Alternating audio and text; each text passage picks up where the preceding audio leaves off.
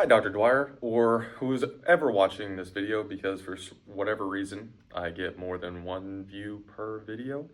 So there must be someone who finds my content interesting and Chem 120 interesting, other than me. Today we're going over the equilibrium reactions for part B, which is chromate, dichromate, part D, cobalt, and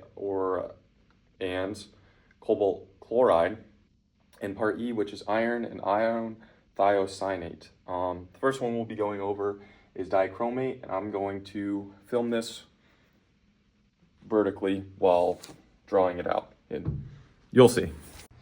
The first reaction we're going over is chromate to dichromate equilibrium.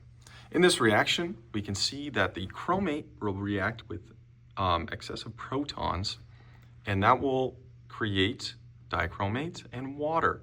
These are going to happen back and forth equally until we add a stress. Our stress is HCl. What happens when we add HCl?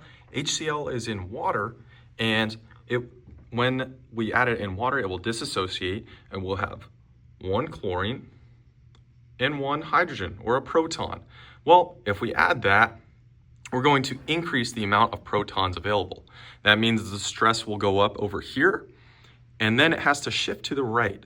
When we did that, we observed a deep orange color. So what does that suggest? It suggests that dichromate has an orange color because we just increased over here, so now it has to balance out, increase over here, and that means this is orange because we saw orange. Well, now we're gonna add a base. Similarly, sodium hydroxide will dissociate. We can ignore this sodium, and we have this hydroxide. Hydroxide caused a yellow color. That's odd. That's different than our orange color. What does that mean? Well, that hydroxide has a negative charge. These have positive charges. This hydroxide grabbed this proton from it. That decreases the concentration of it, and that means this reaction needs to shift over here to balance out because we have a lower amount of hydrogen over here. We need to increase that to have a equilibrium. Now, when we were at equilibrium, we saw a yellowish orange color. That suggests that these are equal. There's an equal amount of this and an equal amount of this. This is neither a product or reactant favored reaction. It is neutral. So now we're on to number 2. So for cobalt and cobalt chloride, we can see the reaction here where cobalt plus chloride will result in some cobalt chloride and water. So what is the stress we are adding to this? Well, there's 2. One of the stresses that we added was HCl. Similarly, in the last problem, they're going to dissociate. However, instead of this hydrogen being what we're looking at, it's the chloride, because we can see the chloride here. When we increase the amount of chloride, that means there's too much on this side. We have to switch to the products. That means there will be an increase in this reaction. When that occurred at equilibrium, when we first saw this, it was a lightish pink. And then when we added the cobalt chloride, we saw an increase in that, or a deepening of that pink color.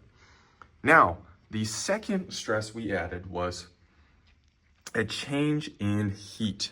So if we assume that heat is part of the reactants, here we saw, and if we saw an increase in heat, which is what we did, we saw that it turned it to a deep blue color, which means that this HCl, or this cobalt chloride, has a dark blue color to it. When we decreased the amount of heat over here, we saw the reaction become a lighter colored pink, which means that this cobalt ion is a pinkish color. And then at equilibrium, it was the balancing of those two which caused a lightish pink color. The last reaction I will go over is the iron to iron thiocyanate equilibrium. Here we see that iron is reacting with thiocyanate to create iron thiocyanate. How did we get the iron and the thiocyanate? Well, we added potassium nitrate, which we can ignore this nitrate ion and we'll get this isolated, or not isolated, but the thing we care about is this iron. We also have potassium thiocyanate, which again dissociates in water, and we have thiocyanate. Now, when we add these two together, the iron and the thiocyanate, we'll get this, and we observed that there was a lightish red color to it. That suggests that this reaction is product favor because these are both clear, and this has a reddish color. So this is a reddish color, our iron thiocyanate, and these are both colorless. Now, what happens if we add heat to this reaction? We observed a lighter color. What does that mean? We just said this has a red, deep red color. And when we added heat, it shifted to the left because it became lighter. That suggests that this reaction is endothermic, meaning that heat is a product of it. Now, when we increase the amount of iron, we also saw an increase in this deep red coloring. What happens when we added the thiocyanate? The same exact thing. Because if we look at this, we increase the iron, it shifts to the right. We increase the thiocyanate, it will also shift to the right. So if we add these in equal parts, we will see a similar result. Now, let's throw in a curveball here. What happens when we add silver nitrate? Well, we put it in water, it will disassociate. We will get this silver, and we'll also get our silver nitrate. What does that mean? That means we will get a precipitate because silver thiocyanate is solid. When we did this, we observed that the tube became colorless and that there was a white precipitate. That white precipitate is this. And we also saw that it became clear, which means that we got rid of this.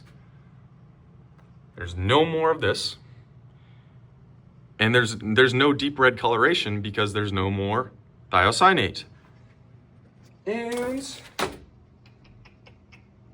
that's all I have for you. So, thank you.